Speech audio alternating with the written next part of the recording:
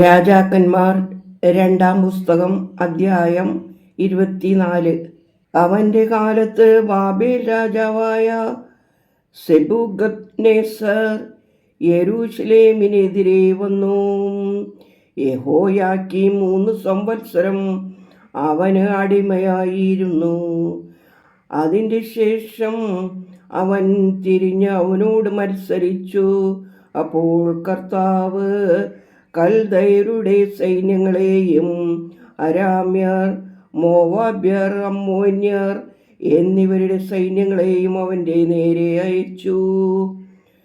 പ്രവാചകന്മാരായ തൻ്റെ ദാസന്മാർ മുഖാന്തരം കർത്താവ് അരുളി ചെയ്തിരുന്ന വചനപ്രകാരം അവൻ അവരെ യഹൂദയെ നശിപ്പിക്കത്തക്കവണ്ണം അതിൻ്റെ നേരെ അയച്ചു.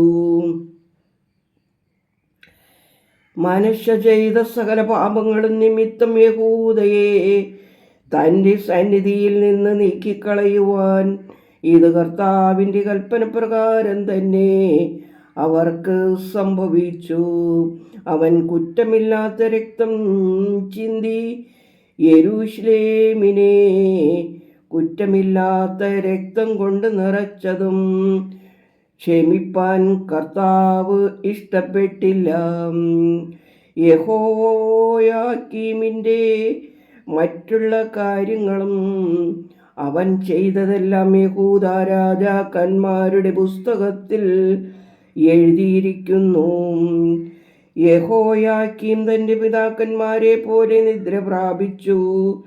അവൻ്റെ മകൻ യെഹോയാക്കിൻ അവന് പകരം രാജാവായി. മെസ്രേൻ രാജാവിന് മെസ്രേൻ തോട് മുതൽ യൂഫ്രട്ടീസ് നദി വരെ ഉണ്ടായിരുന്നതെല്ലാം ബാബേൽ രാജാവ് പിടിച്ചതുകൊണ്ട് മെസ്രേൻ രാജാവ് പിന്നെ തൻ്റെ ദേശത്ത് നിന്നു വന്നില്ല. യെഹോയാക്കിൻ ഭരണമേറ്റപ്പോൾ അവന് 18 വയസ്സായിരുന്നു. അവൻ യെരൂശലേമിൽ 3 മാസം വാണു.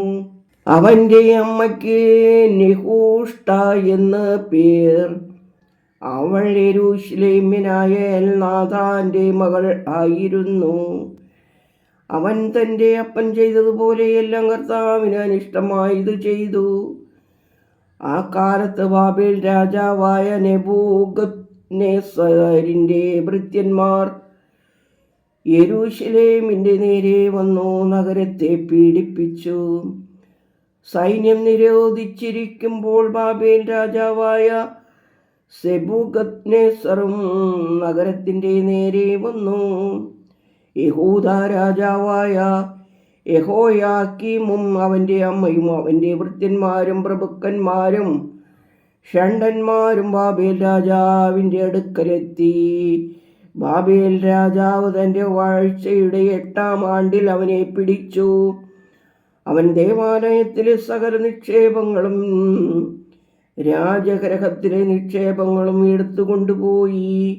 ഇസ്രായേൽ രാജാവായ ശലോമോൻ കർത്താവിൻ്റെ മന്ദിരത്തിൽ ഉണ്ടാക്കി വച്ചിരുന്ന പൊന്നുകൊണ്ടുള്ള ഉപകരണങ്ങളെല്ലാം കർത്താവ് അരുളി ചെയ്തിരുന്നത് പോലെ അവൻ നശിപ്പിച്ചു കളഞ്ഞു.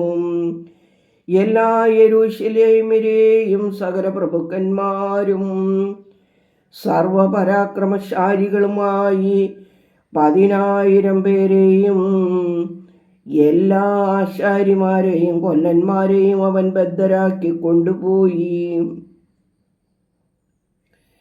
ദേശത്ത് ദരിദ്രജനം മാത്രമല്ലാതെ ആരും ശേഷിച്ചില്ല. യെഹോയാക്കീമിനെ അവൻ ബാബേലിലേക്ക് കൊണ്ടുപോയി. രാജമാതാവിനെയും രാജഭാര്യമാരെയും അവൻ്റെ ഷണ്ഡന്മാരെയും ദേശത്തെ പ്രധാനികളെയും അവൻ ബദ്ധരാക്കി യെരൂശലേമിൽ നിന്ന് ബാബേലിലേക്ക് കൊണ്ടുപോയി. ബലശാലികളായ 7,000 പേരെയും ആശാരിമാരും കൊല്ലന്മാരുമായ 1,000 പേരെയും ഇങ്ങനെ യുദ്ധപ്രാപ്തരായ സകല വീരന്മാരെയും ബാബേൽ രാജാവ് ബദ്ധരാക്കി ബാബേലിലേക്ക് കൊണ്ടുപോയി. അവന് പകരം ബാബേൽ രാജാവ് അവൻ്റെ പിതൃവനായ മത്തന്യായെ രാജാവാക്കി. അവന് സെദേക്കിയ എന്ന് പേർ മാറ്റിയിട്ടു. സെദേക്കിയ ഭരണം തുടങ്ങിയപ്പോൾ അവന് 21 വയസ്സായിരുന്നു. അവൻ 11 സംവത്സരം യെരൂശലേമിൽ വാണു. അവൻ്റെ അമ്മയ്ക്ക് ഹമൂദൽ എന്ന് പേർ. അവൾ ലിബ്നക്കാരനായ യെരമിയായുടെ മകളായിരുന്നു. യെഹോയാക്കീൻ ചെയ്തതുപോലെ അവൻ കർത്താവിന് അനിഷ്ടമായത് ചെയ്തു. കർത്തൃകോപം നിമിത്തം യെരൂശലേമിനും യഹൂദയ്ക്കും അങ്ങനെ സംഭവിച്ചു. അവൻ അവസാനം അവരെ തൻ്റെ സന്നിധിയിൽ നിന്ന് തള്ളിക്കളഞ്ഞു. സെദെക്കിയായും ബാബേൽ രാജാവിനോട് മത്സരിച്ചു. ദൈവമേ, സ്തുതി നിനക്ക് യോഗ്യമാകുന്നു. പാർഗ്മോർ.